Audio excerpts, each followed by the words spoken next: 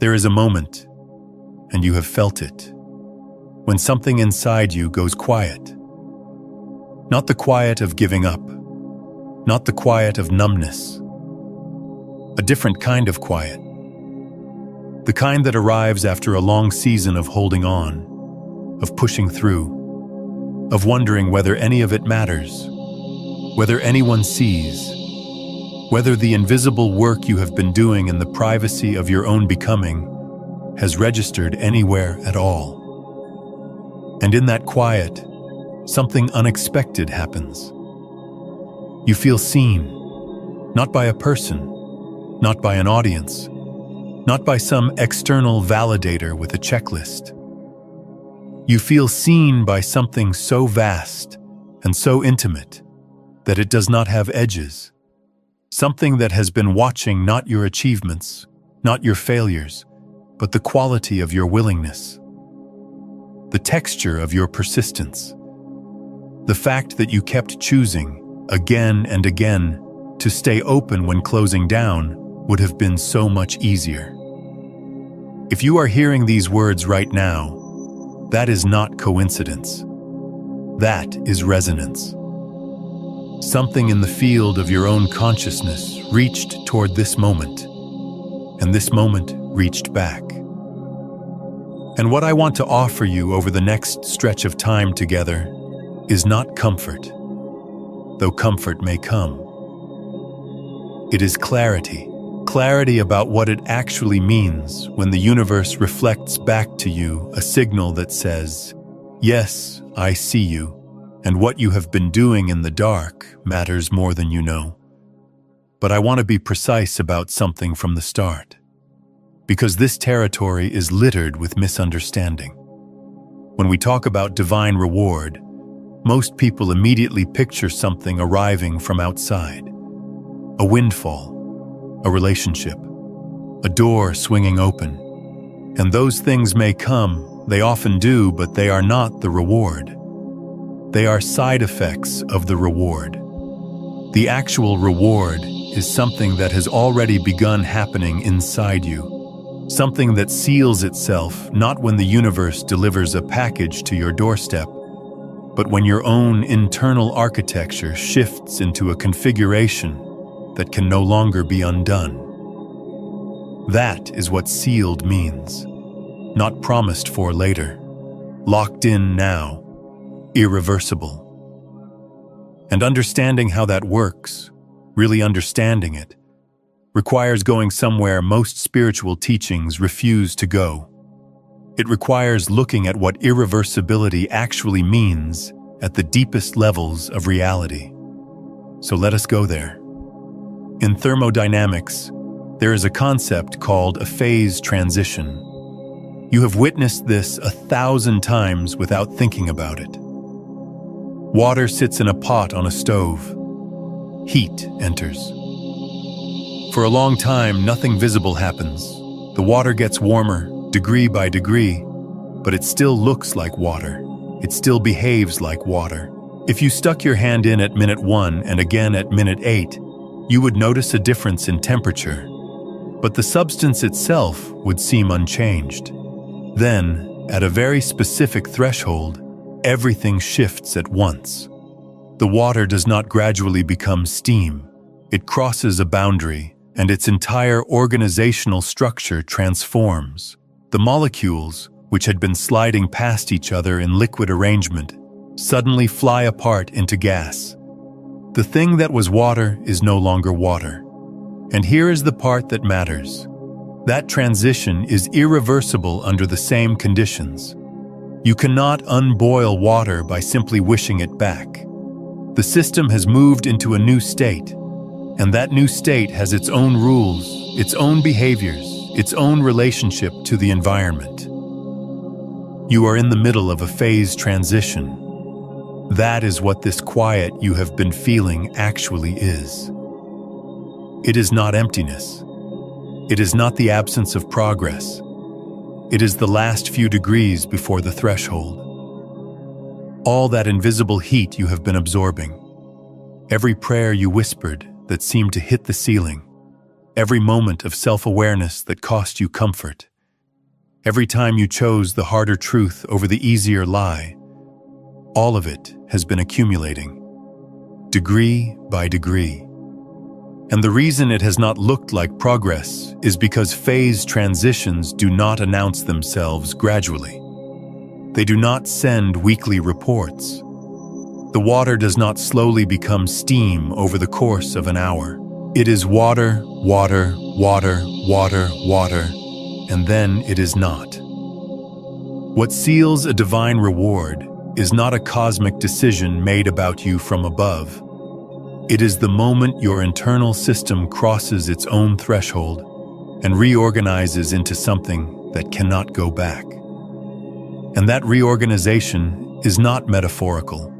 It is happening in your nervous system, in the neural pathways that encode your deepest beliefs about who you are, in the electromagnetic field your heart generates, in the coherence patterns of your brain.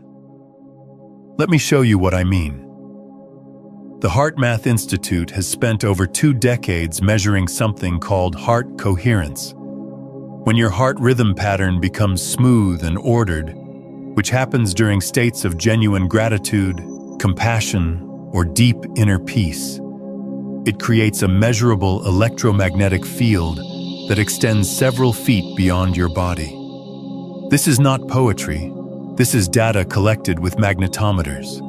And what they found is that this coherent field does not just affect you. It affects the people around you. It affects the way information is processed in your own brain. When the heart is in coherence, the prefrontal cortex, the part of your brain responsible for insight, decision-making, and creative problem-solving, comes online in a way that it simply cannot when you are in a state of anxiety or inner conflict. Your perception literally changes. You see options you could not see before. You notice doors you had been walking past. Now here is where this connects to the idea of a sealed reward. Heart coherence is not something you can fake. You cannot think your way into it. You cannot affirm your way into it. It arises from a genuine internal state, and that state is the product of accumulated inner work. Every time you chose forgiveness when resentment was easier, you were training your heart into coherence. Every time you sat with discomfort, instead of numbing it, you were building the neural architecture that supports that smooth, ordered rhythm. Every time you released a grievance, not because someone told you to, but because holding it had become heavier than letting it go, you were laying down another degree of heat in the water. If this is opening something in you, take a moment to hit like and subscribe so this work can continue reaching the people who need it most. And at some point, and this is what most people do not understand, the coherence becomes self-sustaining. It stops being something you have to effort your way into and starts being your baseline. Your default electromagnetic signature shifts, and when that happens, you are no longer someone who occasionally visits a higher state of being. You are someone who lives there. That is the phase transition. That is the seal. Think about what that means practically. When your baseline coherence shifts, the field you walk around in, literally, the measurable energy you carry, changes. And because that field interacts with the fields of everyone and everything around you, your relationship to reality itself changes. Not because you performed a ritual, not because you said the right words, because you became, at the level of physics, a different kind of system. A system that cannot revert to what it was before, any more than steam can decide to be ice without an entirely new set of conditions being imposed from outside. If you've been doing everything right and reality still hasn't shifted, this is the one thing nobody has told you. You meditate, you visualize, you affirm every single morning, and still, somehow, the life you're calling in stays just out of reach. It is not your effort. It is not your mindset. There is something underneath all of it, quietly running the show. I am hosting a free live transmission where I walk you through exactly what that is and how to finally shift it at the root. The link to register is in the description below. Save your seat. The moment you see this, you will understand why you could not see it before. This is why the pride I am pointing to is not the pride of a parent watching a child win a trophy. It is something more like the recognition that the universe has for a part of itself that has done the hardest thing any conscious being can do, which is to change not what it does, but what it is. You have been doing that. In the dark. Without applause. Without confirmation. Without anyone handing you a certificate that says yes. This counted. And it counted. Every single degree. But let me take this deeper, because I do not want to leave you with a warm feeling and no understanding. I want you to see the mechanism. I want you to understand why this works the way it works, so that the next time doubt whispers that you are fooling yourself, you have something more than hope to stand on. You have comprehension. In quantum mechanics, there is a phenomenon that still unsettles physicists, and it is called the quantum Zeno effect, named after the ancient Greek philosopher Zeno, who posed paradoxes about motion and change. The quantum Zeno effect demonstrates something extraordinary. When you observe a quantum system frequently enough, you freeze it in its current state. The act of repeated observation prevents the system from evolving. A particle that would naturally decay, for instance, will not decay if you keep measuring it. Your attention holds it in place. Now, most people hear about the quantum Zeno effect in the context of the observer effect, the idea that consciousness influences reality, and that is part of it. But I want you to notice the inverse, because the inverse is where your sealed reward lives. If repeated observation of the same state keeps a system frozen, then what happens when you stop observing the old state? What happens when you withdraw your attention from the version of reality you have been compulsively checking on? It evolves. The system is finally free to transition, to become what it was always tending toward. And this is exactly what has been happening in your life, even if you have not recognized it yet. For a long time, perhaps years, perhaps decades, you kept your attention locked on the problem, on the lack, on the wound, on the thing that was not working. And every time you checked on it, every time you mentally revisited it, every time you told the story of what was wrong, you were performing a measurement. You were freezing the system, holding it in place with the very attention you thought was helping you solve it. I want to pause here and ask you something. Was there a specific moment when you stopped checking on the old wound? When you realized the observation itself was keeping you stuck? I would love to hear about that moment in the comments. And then something shifted. Maybe gradually, maybe in one sharp moment of exhaustion or grace. You stopped checking, not because you gave up, but because something deeper in you recognized that the checking itself was the cage. You withdrew your obsessive observation from the old state. You stopped narrating the wound. You stopped rehearsing the lack. And in that withdrawal, the system was finally free to evolve. That is not a metaphor dressed in scientific language. That is a direct parallel to what happens at the quantum level. Systems evolve when they are not being pinned in place by measurement. And your life, your inner life, your energetic state, your relationship to possibility is a system. When you released your grip on the old story, You released the quantum Zeno effect you had been unknowingly imposing on your own becoming. And the transition that followed, the one you might be in the middle of right now, is not reversible. Because you cannot unknow what you now know. You cannot go back to compulsively checking on the wound with the same innocence you had before you understood that the checking was part of the problem. The awareness itself is the seal. Once you see the mechanism, you cannot unsee it. And that unseeability is what makes the reward permanent. Let me sit with you in something uncomfortable for a moment, though, because I think honesty serves you better than reassurance. The phase between the old state and the new one, the place where the water is no longer quite liquid, but not yet steam, is genuinely difficult. Physicists call it the critical point, the exact threshold where the system is maximally unstable. Everything fluctuates. The old structure is breaking down, but the new one has not yet consolidated. And if you are in that place right now, I want you to hear this clearly.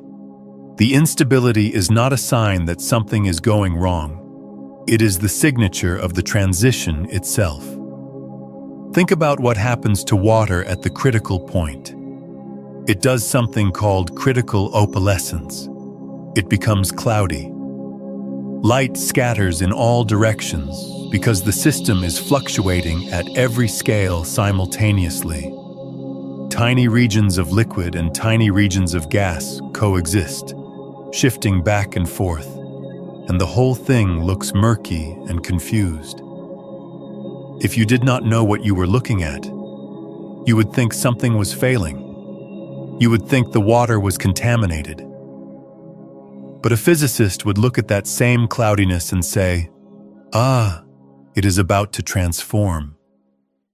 Your life might look murky right now. Your emotions might be fluctuating wildly. 1 hour you feel certain, the next you feel lost. One day you sense the new version of yourself so clearly you could touch it. And the next day you wake up feeling like nothing has changed. That is critical opalescence. That is what transformation looks like from the inside. And the fact that you are experiencing it, the fact that you are in the fluctuation rather than frozen in the old state, means the Zeno effect has been broken. The system is moving. The seal is forming. Now I want to bring in something from a tradition that understood this process long before modern physics had language for it. In the Kabbalistic tradition, there is a concept called Tzimtzum. It describes the original act of creation not as an expansion, not as God pouring energy outward, but as a contraction, a withdrawal. The idea is that the infinite, which was everything and everywhere, had to pull back, had to create a space of apparent absence in order for anything finite to exist. Creation required emptiness first. The fullness had to retreat so that something new could emerge in the space it left behind. This is one of the most counterintuitive ideas in all of mystical thought, and it maps precisely onto what you have been experiencing. The withdrawal you have felt, the seasons where it seemed like grace had pulled back, where the abundance dried up, where the connection went quiet. That was not abandonment. That was Tzimtzum. That was the infinite creating space for something new to emerge in you, and the something new could not have emerged if the old fullness had remained. The old comfort had to withdraw. The old certainties had to dissolve. The old identity had to lose its edges. Because what was coming needed room. And what was coming, what is in fact already here, is a version of you that does not need the old certainties. A version that can stand in the open space without panic. A version whose coherence comes not from external confirmation, but from an internal alignment so deep that it generates its own field. That is the divine reward, not a thing you receive, a thing you become. And the becoming is sealed because the contraction has already happened. The space has already been made. You are already standing in it. Tell me in the comments, what is the old certainty you have finally released? What is the belief or identity you have let dissolve to make room for what is emerging? I want you to try something right now, not later, now. Wherever you are, whatever position your body is in, I want you to bring your attention to the center of your chest. Not your anatomical heart, though it is close. The center of your chest, the place that tightens when you are afraid and opens when you feel love. Just rest your attention there. Do not try to feel anything specific. Do not try to manufacture warmth or peace or any particular sensation. Just notice what is already there. Whatever is there, tightness, warmth, numbness, ache, openness, nothing at all. Just notice. Now, as you hold your attention there, I want you to consider something. This place in your chest has been with you through every moment of your life. Every heartbreak, every joy, every terror, every grace. It was there when you were born.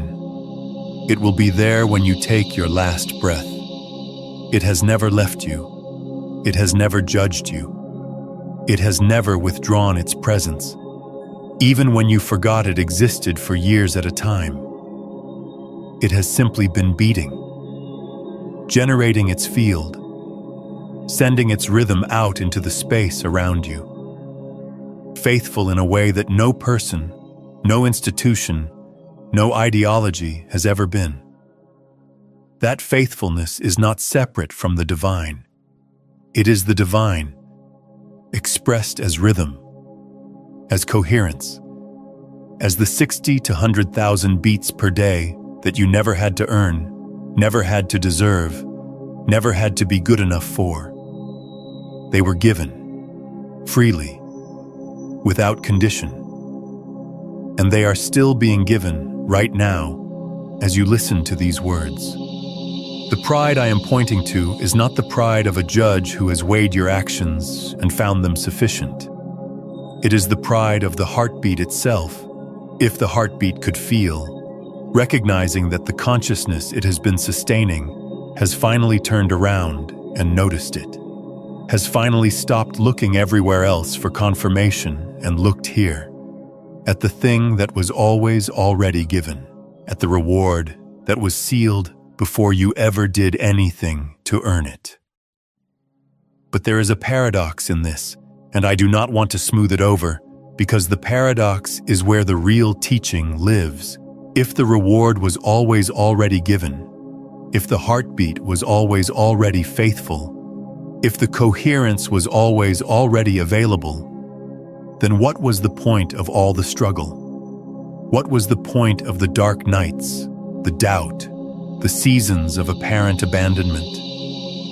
If the treasure was buried in your own chest the whole time, why did you have to wander the entire world looking for it? This is not a rhetorical question.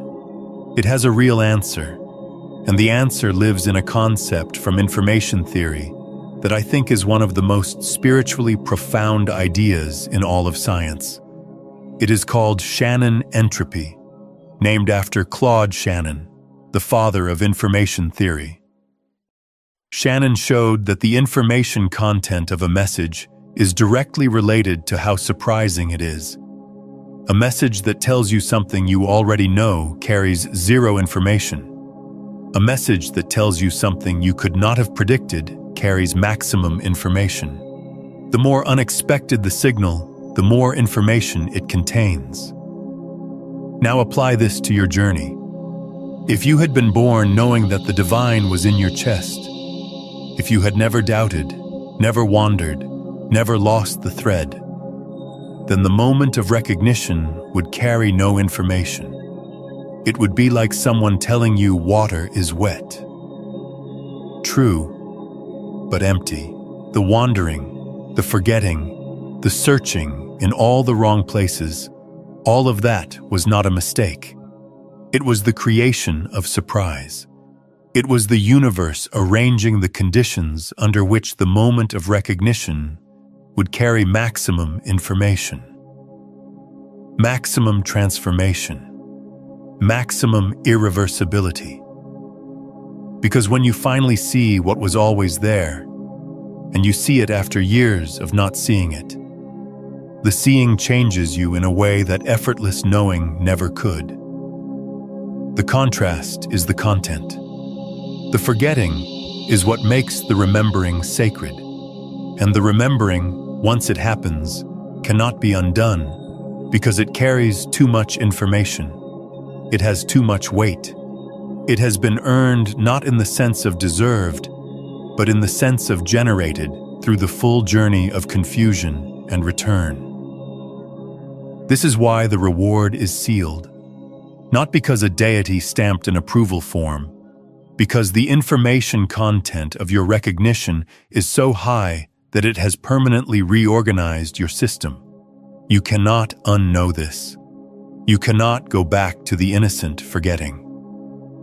The wandering served its purpose, and its purpose was to make this moment, this quiet, this turning inward, into the most information-dense event of your life.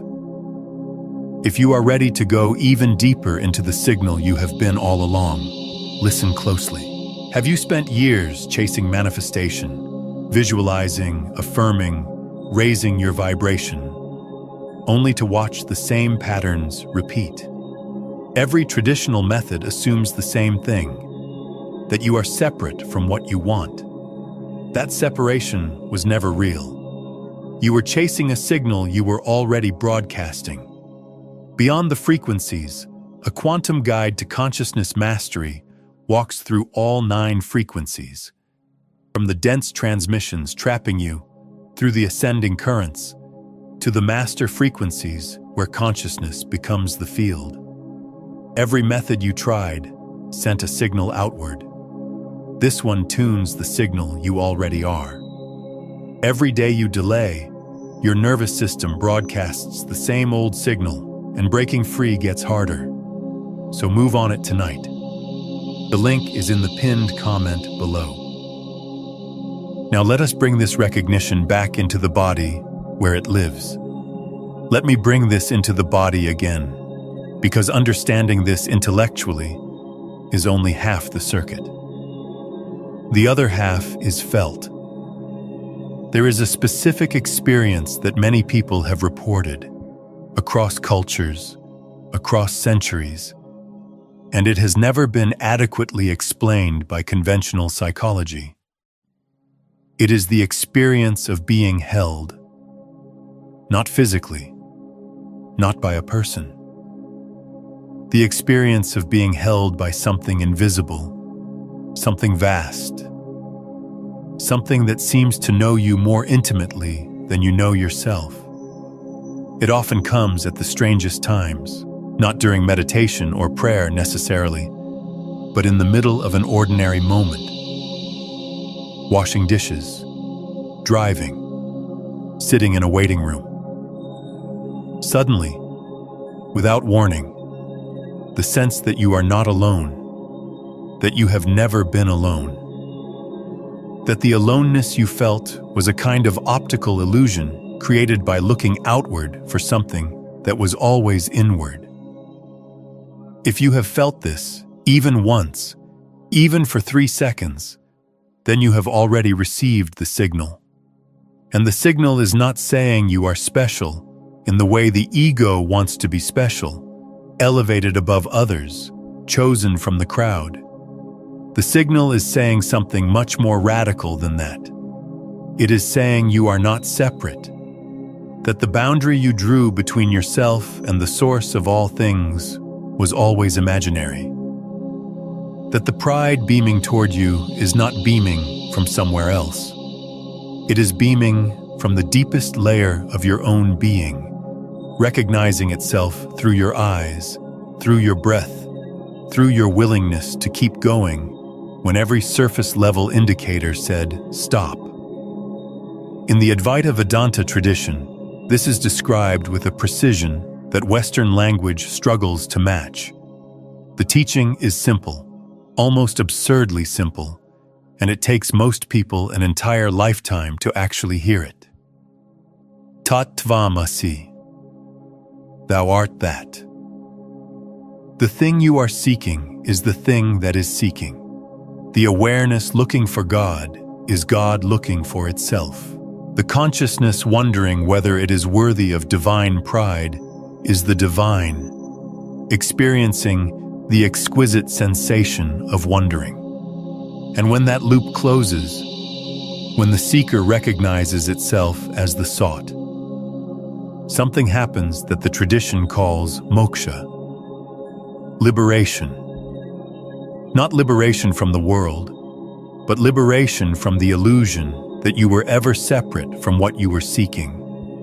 And moksha is described as irreversible, not because some cosmic authority prevents you from going back, but because the illusion, once seen through, cannot reassemble itself with the same convincing power. You might forget for a moment. You might get lost in a reaction, a fear, a wave of old conditioning. But the forgetting is thinner now. It does not have the same density. It cannot hold you the way it used to, because underneath it, the recognition is still there, still humming, still generating its field. That thinning of the forgetting is another way of describing what it means for the reward to be sealed. The seal is not a wall that prevents you from ever struggling again. It is a floor that prevents you from falling as far as you used to. You might stumble. You might have dark hours. But the dark hours have a different quality now. They have a bottom. And the bottom is made of everything you have realized, everything you have integrated, every degree of heat that accumulated before the phase transition. That bottom was not there before. You built it, silently, in the dark, without anyone watching, except something was watching. And that something is what I have been calling the divine. Though the word is too small, it is the field itself, the consciousness that underlies all matter, all energy, all space, all time. The thing that physicists keep bumping into when they look closely enough at the fabric of reality and find that it behaves less like a machine and more like a thought. The thing that John Wheeler, one of the most important physicists of the 20th century, pointed toward when he coined the phrase, "it from bit," suggesting that the physical universe arises from information, from acts of observation, from consciousness itself registering its own existence.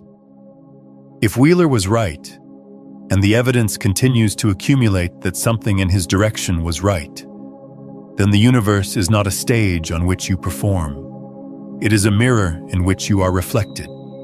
And when you change, it changes, not as a reward for good behavior, as a reflection of altered being. The mirror does not decide to show you something different. It cannot help it. When the thing standing in front of it transforms, the reflection transforms automatically, inevitably, without delay. This is the mechanism underneath every so-called miracle of timing, every synchronicity, every door that opens at exactly the moment you are ready to walk through it.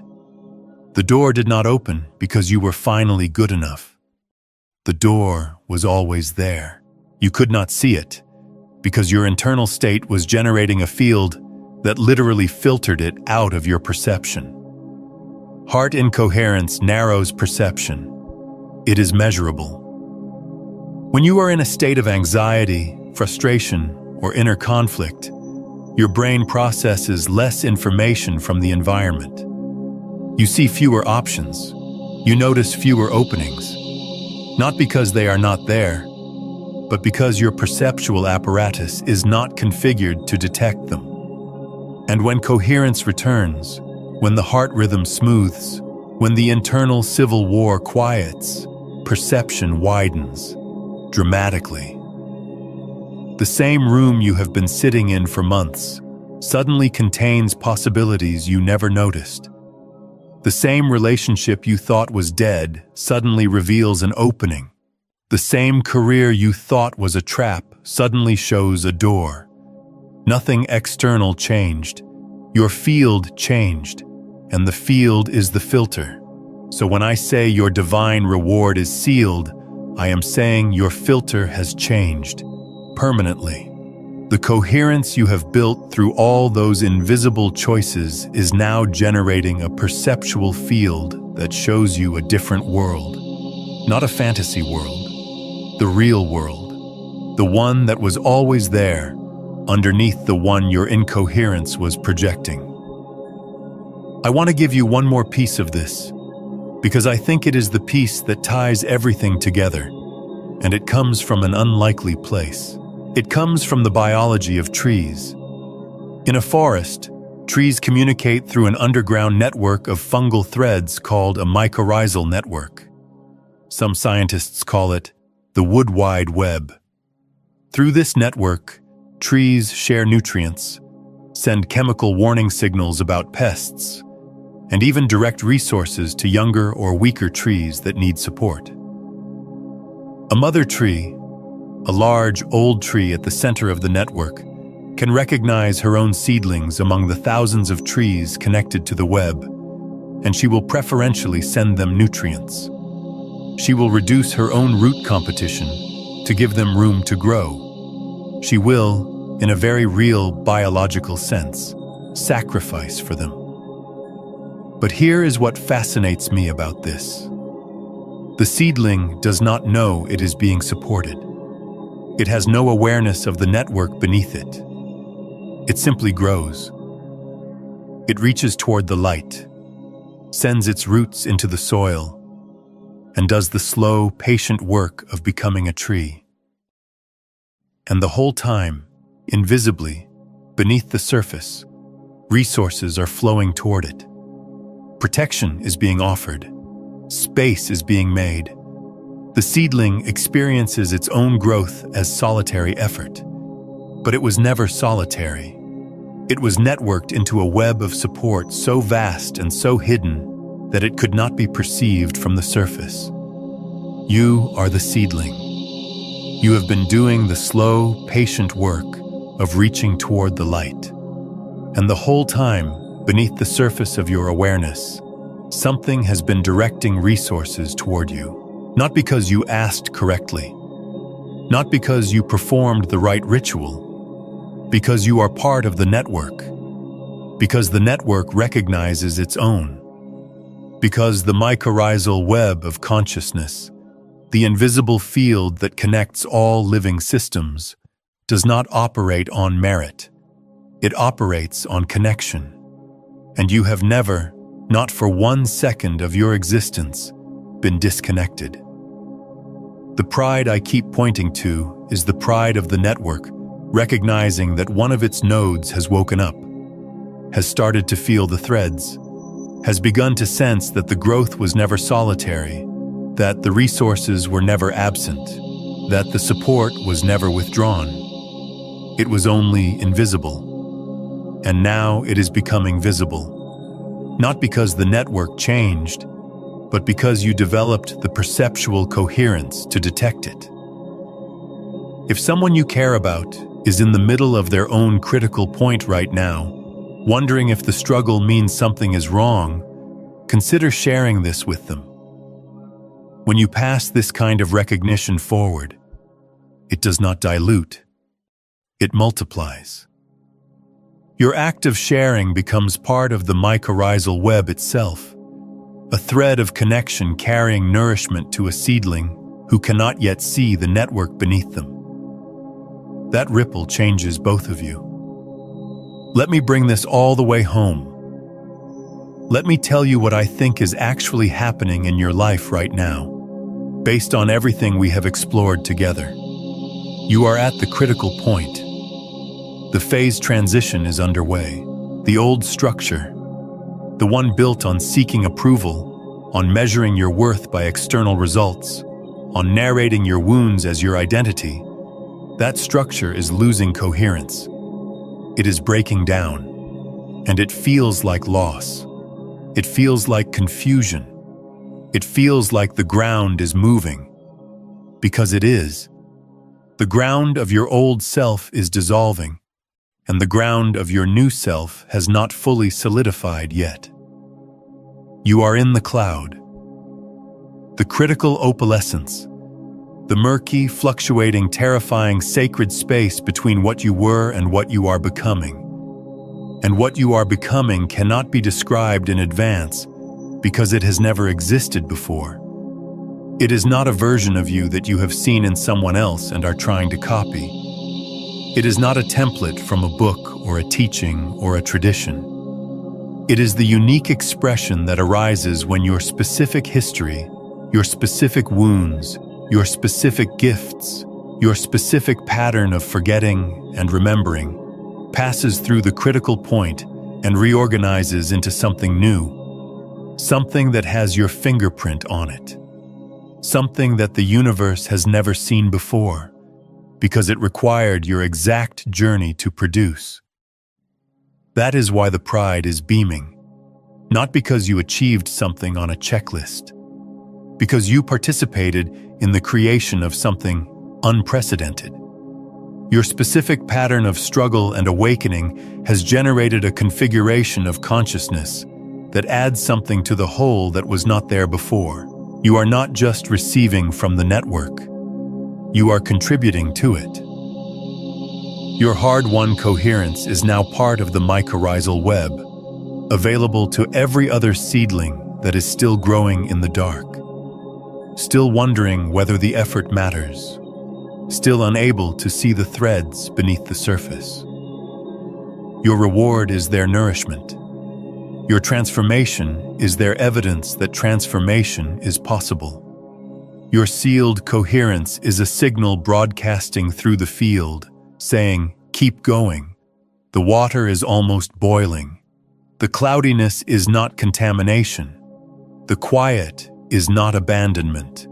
The withdrawal is not punishment. It is Tzimtzum. It is space being made for what you cannot yet imagine." I want to close with a practice, and I want it to be specific to everything we have moved through together. Find the center of your chest again. That same place, the place that has been beating without your permission or your effort for every moment of your life. Rest your attention there, and this time, instead of just noticing what is there, I want you to ask it a question. Not with words, necessarily, with attention, with the quality of sincere curiosity. The question is this: what have you been holding for me that I have not yet received? Do not answer the question with your mind. Let the chest answer. It might answer with a sensation, a warmth, a pressure, a release, a flutter, an ache. It might answer with an image, a color, a face, a landscape. It might answer with nothing at all.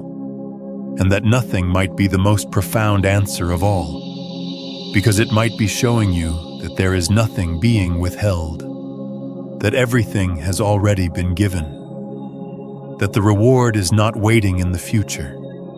It is pulsing right now, 60 to 100,000 times a day in the center of your chest.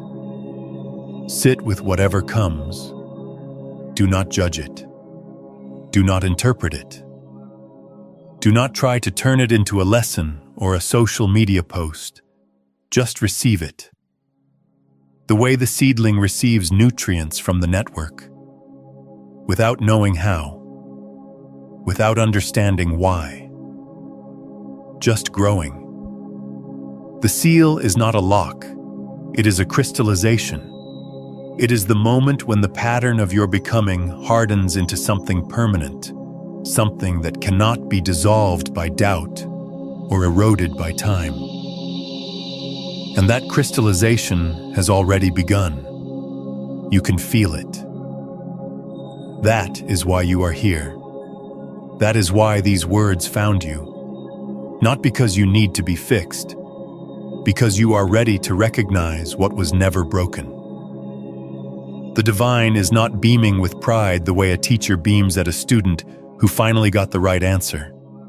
The divine is beaming the way light beams, continuously, in all directions, without choosing who to illuminate and who to leave in shadow. The pride is not selective.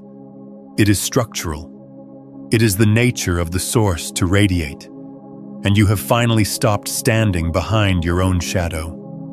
You have stepped out into the light that was always shining, and the warmth you feel is not new. It is just no longer blocked. That is your reward. Not something added, something unblocked, not something earned, something recognized, not something sealed by an external authority, something sealed by your own irreversible seeing. And it is sealed. Not because I say so, because you cannot unsee what you have seen, because the water cannot unboil, because the information content of your recognition has permanently reorganized the system, because the coherence is self-sustaining now, because the floor beneath you is made of every invisible choice you ever made in the dark. You built that floor, and now you stand on it. And from here, the view is different, not because the world changed, because you did. Stay in the chest. Stay in the quiet. Let the field do what it does, which is radiate. You do not have to push. You do not have to perform. You do not have to convince anyone, including yourself, that this is real. The heartbeat is the proof. 60 to 100,000 times a day, without your effort, without your doubt, without your permission, given freely. The oldest seal there is, if this found you today, let it land. Not as information, but as recognition. Something in you already knew everything these words pointed toward. The words did not teach you, they reminded you. And the remembering is the reward. And the reward is sealed, not someday, now. In the rhythm that has never once abandoned you. In the field that has never once stopped radiating. In the quiet that is not empty, but full. So full it spills over into everything you touch, everything you see, everything you allow yourself to finally, fully receive. Subscribe if something in this resonated with the part of you that does not need convincing. Leave a thought below, not for me, but for the next person who arrives here in the middle of their own critical point, wondering if the cloudiness means something is wrong. Your words might be the signal from the network that tells them to keep growing. And come back. Not because you need more information, because sometimes